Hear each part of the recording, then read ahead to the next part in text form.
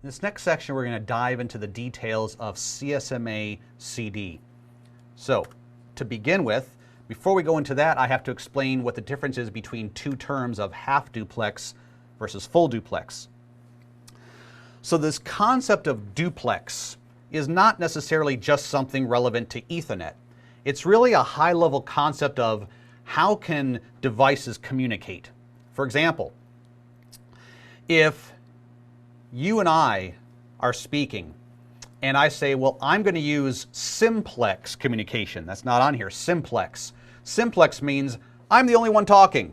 Sort of like, I'm the dad, you're the child, you be quiet, you don't say anything, I'm going to talk to you. That's simplex, right? Just one-way communication. Or to put it more technically, you're in your car, you're listening to the radio, right? That's simplex. Your radio is not transmitting anything back to the radio station, it's just listening to stuff coming down from the radio station. That's simplex. Now if we're going to have bidirectional communication, both people talking back and forth, then we have to answer the question of, can they both talk at the same time? Or does one person talk and then the other person talks? Well, in human terminology, it's probably better if we take turns, right? So we can not get each other irritated. So that's called half duplex. Half duplex means when I'm talking, you graciously listen. Then when I'm done, you talk, right? We're in a therapist's office. Here, I'll give you the talking stick. Now you can talk now. Okay, great, I heard you. I get the talking stick back, my turn. So that's half duplex, right? Full duplex is like a really bad therapy session where you and your wife go, ah, you're yelling at each other at the same time and nobody can hear anybody else. That's full duplex. Now you might think, oh, full duplex is bad. Well, certainly if you're in a therapy session with someone that you're not having a good time with, yes, full duplex would be bad. In the concept of Ethernet or any kind of computing technology, full duplex just simply means that we have some way that the two devices can talk to each other at the same time and they're not stepping on each other's toes. A can talk to B, B can hear that, he can receive it at the exact same time B is talking to A. That is full duplex communication. Now when Ethernet first came out, back in the late 1970s here, it was half duplex. Now remember, Ethernet was based on this old Aloha network, this wireless network communicating across the Hawaiian Islands. And that was based on the concept of half duplex, that only one person could talk, and if two people talked at the same time, you didn't get an acknowledgement. So you had to retransmit.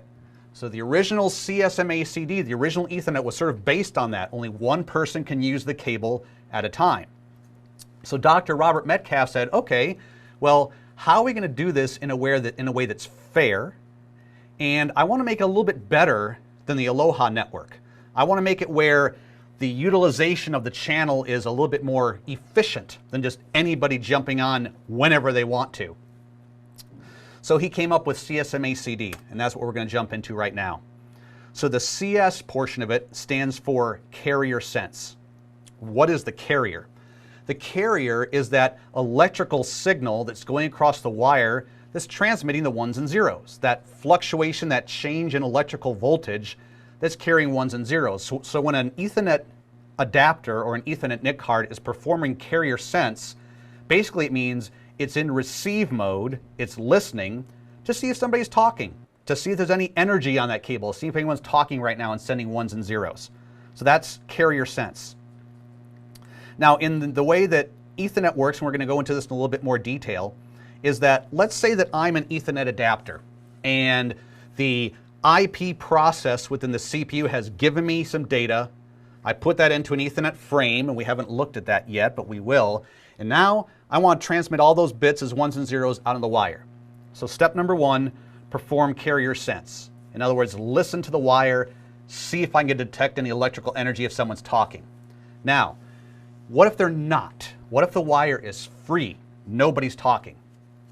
Well, the way Ethernet works is it says, okay, if the moment I perform carrier sense, it's free, I have to wait a little bit of time.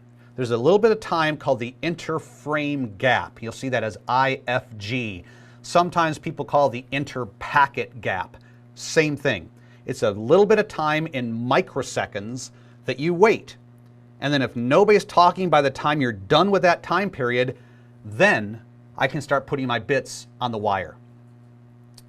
Now back with 10 megabit per second Ethernet back in the, the early 1980s when that came out, that period of time was 9.6 microseconds. Real short. So as humans, we can't even detect that.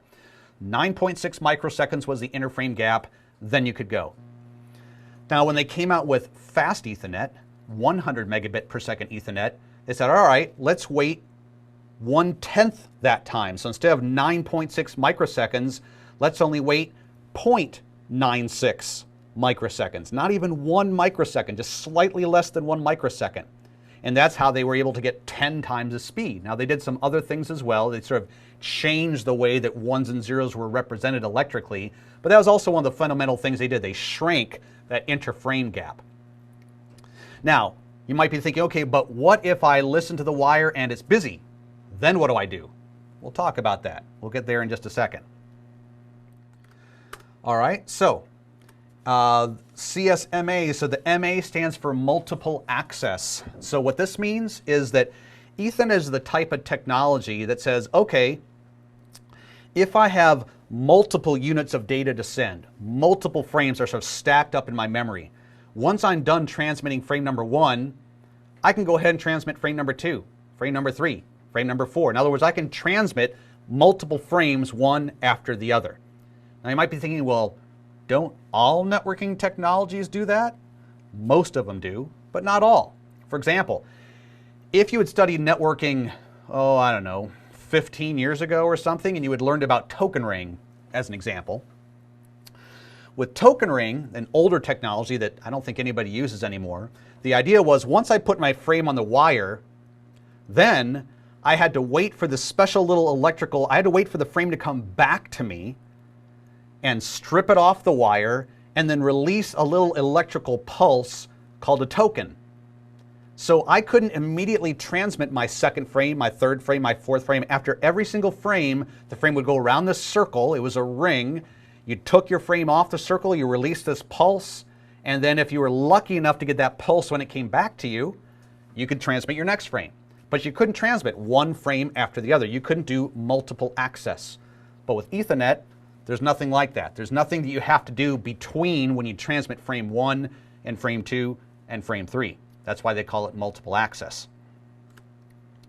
And then Ethernet performs collision detect. So the idea is that when a NIC card, an adapter, is transmitting on an Ethernet cable, it owns that cable. Nobody else should be talking. It has the full bandwidth, the full electrical energy of that cable. Now there are other technologies that don't do that. For example, think about your cable TV, right? In cable TV, you've got one cable, but you've got different frequencies on that cable which correspond to different television stations, or like your radio in your car, right? You've got all these different radio waves coming to you at the exact same time right now, and your cranium, your skull is being bombarded with probably hundreds, if not thousands, of radio frequencies. But if you're a radio in a car, you tune into a particular frequency. But just because you're tuned into it doesn't mean those other ones stop. They're still coming in. You're just not paying attention to those. You're filtering them out and only listening to the one that you want to listen to.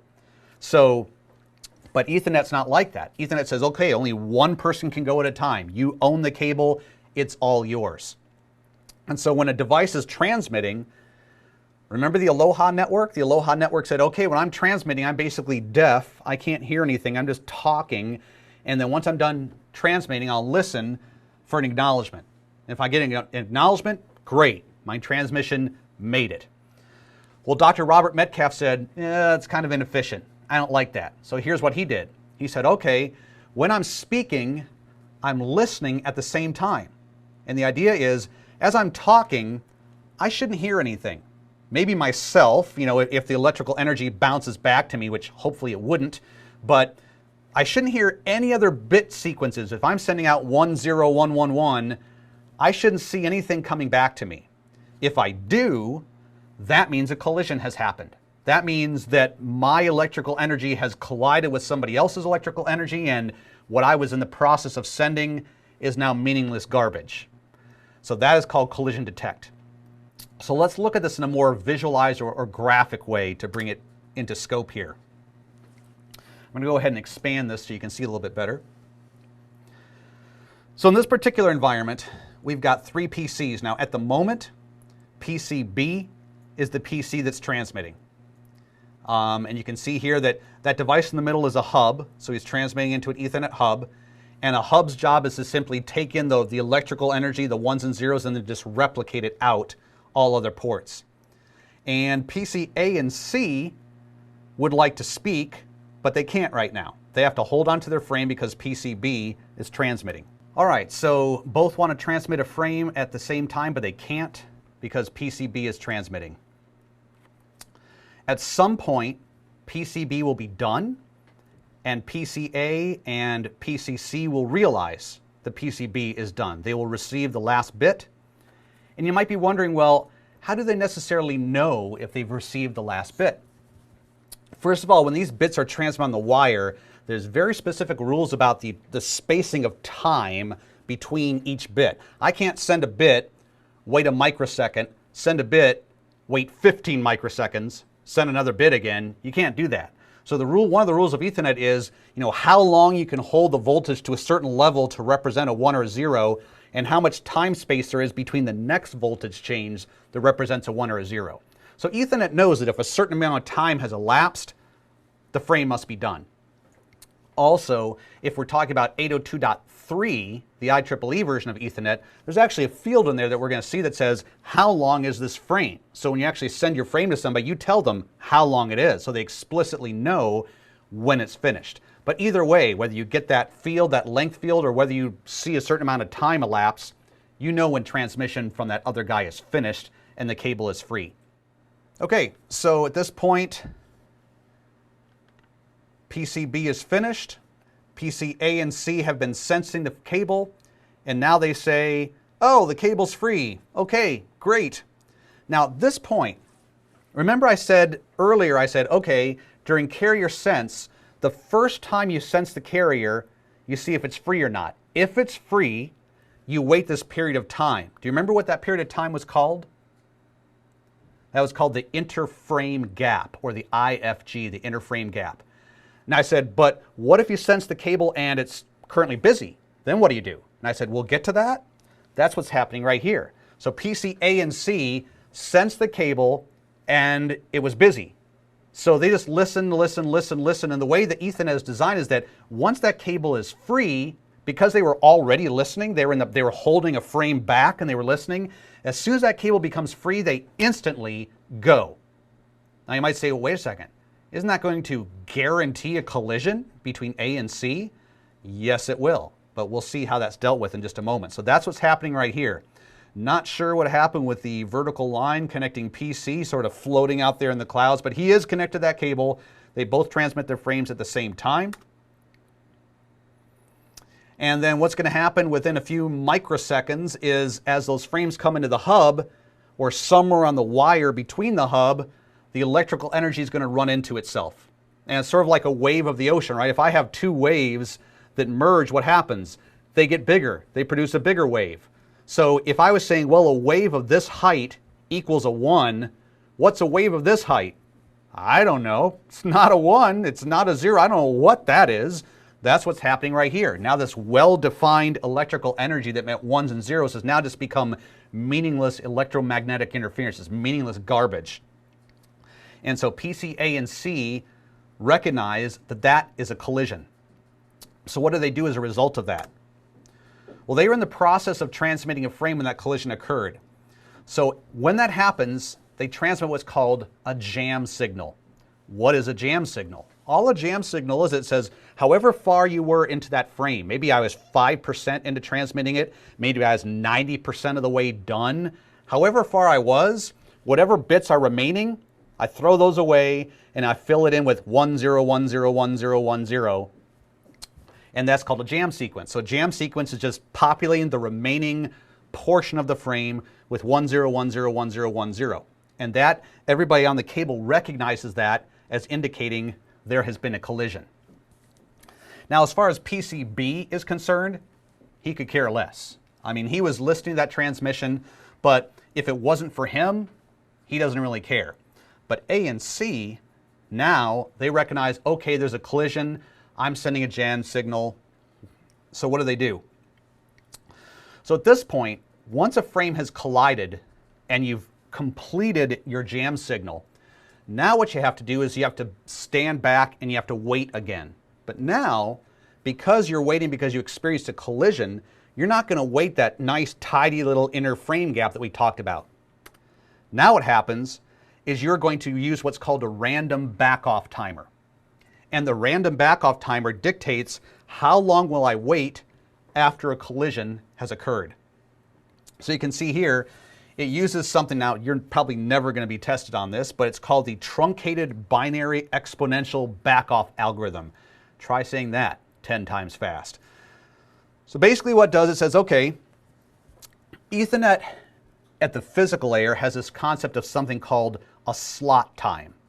And a slot time is basically, okay, if I put 1 bit on the wire, how long would it take to get all the way to the end and all the way back to me again? That is called a slot time. Now in the case of 100 megabit per second Ethernet, that's 5.12 microseconds. Don't have to write that down, but just giving you an idea of how short that is. 5.12 microseconds is the slot time. Well, what does slot time have to do with this? Slot time plays a factor into the random backoff, because when I detect a collision, I say, okay, before I try to retransmit that frame, I'm going to have to pause and wait a certain amount of slot times. How many slot times should I wait? That's where this algorithm comes into play. So the algorithm says you'll take 2 to the power of c. In this case, c is which attempt is this? Is this your first attempt of the frame? Is this your 8th attempt of the frame? Your 4th attempt? So whatever attempt number it is, you put that where the c is. -1. And then you randomly pick some number between 0 and whatever your calculation was. So for example, PCA over here, let me expand this a little bit. This was PCA's very first attempt at sending that frame. So he plugs the number 1 in for C. So 2 to the power of 1 is 2. 2 minus 1 is 1. And so he says, okay, I can pick from 0 to 1 slot times to wait as my random back-off interval. I'll just randomly pick 0. Bam! I'm going to start going. I'm going to start transmitting. Now PCC, that was his 3rd attempt at sending his frame. 2 to the power of 3 is 8. 8 minus 1 is 7. So he says, okay, I'm going to randomly pick some number between 0 and 7 slot times to wait for my random back-off timer. He says, okay, I'm just going to randomly select 5. So now, even though they both ran into each other on that last attempt, now because A has randomly selected a random back-off timer that is a shorter interval than C, he gets to go. And you can see here that if a frame repeatedly gets collisions, that number of C is going to increase your 2nd time, your 3rd time, your 4th time. So the amount of time you're waiting, the slot times that you're waiting, gets bigger and bigger and bigger and bigger. The Ethernet standard says that that number of C can be no bigger than the number 10. So if I've tried 10 times, and 2 to the power of 10 is 1024, 1024 minus 1 is 1023. So if this has been my 10th time and it collided, I'm done. At this point, the Ethernet NIC card gives up. It tosses the frame, it throws it away in memory, and it has to, I don't even think it's going to report back upstream to the CPU. Hey, it might, it depends on the implementation, but basically that frame is done. So something at a higher level like TCP or something will have to realize, hey, never got an acknowledgement for my TCP segment. Maybe I should send it back down the stack again. So that is how carrier sense multiple access with collision detect works.